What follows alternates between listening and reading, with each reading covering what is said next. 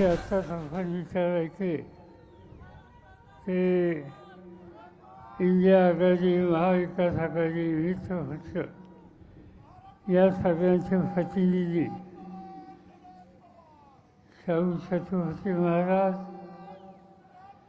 महाराष्ट्र काँग्रेसचे नेते रमेश चन्नीथाला आमदार बाळासाहेब थोरात ज्यांचं भाषण आपण या ठिकाणी ऐकलं ते आम आदमी पार्टीचे नेते आणि पार्लमेंटचे आमचे सहकारी संजय सिंग, संभाजीराजे छत्रपती, माधवजीराजे छत्रपती, जयंत पाटील, व्यासपीठाचे अन्य सगळे मान्यवर आणि हजारोच्या संख्येने जमलेले माझे कोल्हापूरकर बंधू भगिनी, आजचा दिवस हा 1 मेचा दिवस आहे. महाराष्ट्र राज्य निर्मितीचा दिवस आहे. महाराष्ट्रामध्ये एक काळ असा होता, गुजरात आणि महाराष्ट्राचं द्विभाषिक राज्य हे अनेक वर्ष महाराष्ट्रामध्ये चालू होतं. मराठी माणूस मराठी राज्य निर्माण करण्याच्या संबंधीचा आग्रह करत होता. संयुक्त महाराष्ट्राची चळवळ झाली.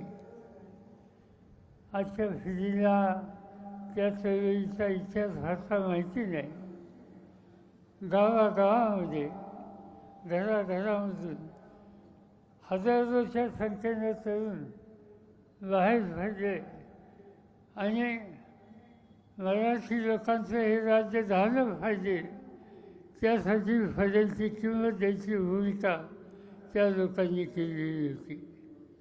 याच्यामध्ये जे जिल्हे अतिशय अग्रपंथीनं पुढे होते त्याच्यामध्ये कोल्हापूरचा उल्लेख करावा लागेल.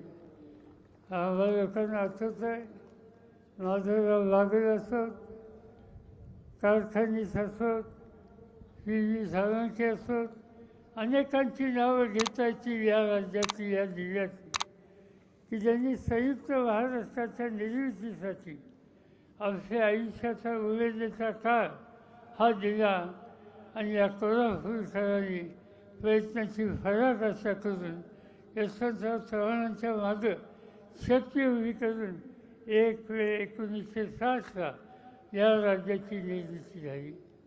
आणि म्हणून त्या निर्मितीचा हा दिवस आहे.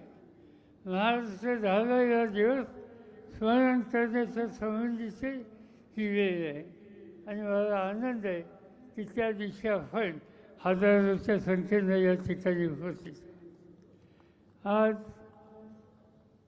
इथं देशाचे प्रधानमंत्री येऊन गेले, अनेक ठिकाणी येऊन गेले. हल्ली महाराष्ट्रामध्ये जाण्याशिवाय त्यांना दुसरं काही दिसत नाही.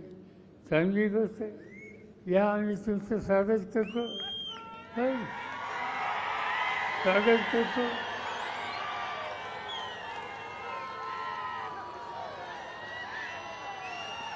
इथे आल्याच्या नंतर त्यांनी काही गोष्टी बोलून दाखवल्या. देशाचे प्रधानमंत्री एखाद्या राज्यामध्ये जात असतील तर जनतेला संबोधित करतात. आम्ही लोकांनी एका काळामध्ये हे पाहिलेलं आहे. पंडित जवाहरलाल नेहरू हे राज्यामध्ये जात असत. नेहरू बाजारात आल्याच्या नंतर लोकांना या देशामध्ये उभारणी आम्ही कशी करणार आहोत या संबंधीचं मार्गदर्शन करत.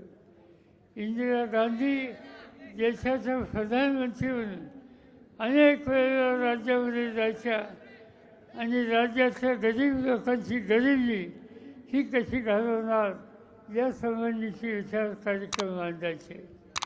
आणि हे काम प्रत्येक प्रधानमंत्र्यांनी केलं. पण आजचे प्रधानमंत्री देशामध्ये हिंडतात, महाराष्ट्रामध्ये येतात, त्यांना 2 लोकांची आठवण ही फकरशाने होते. एक शरद उद्धव ठाकरे आणि दुसरं शरद पवार. यांना टीका-टिप्पणी केल्याशिवाय त्यांना स्वस्त बसत नाही. माझं त्यांना एवढंच सांगायचं आहे, अधिक बोलायचं वेळ नाही.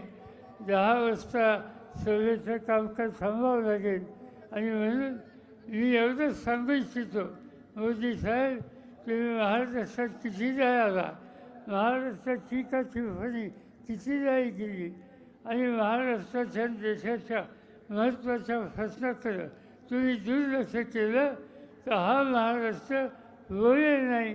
पण ज्या दिवशी संधी मिळेल त्यावेळेला महाराष्ट्राचा हिसका हा तुम्हाला दाखवल्याशिवाय राहणार नाही. ती आम्हा लोकांची तयारी आहे. एवढंच या ठिकाणी सांगतो आणि आपल्या सगळ्यांच्या वतीनं उद्धव ठाकरे यांना बोलायची विनंती करतो.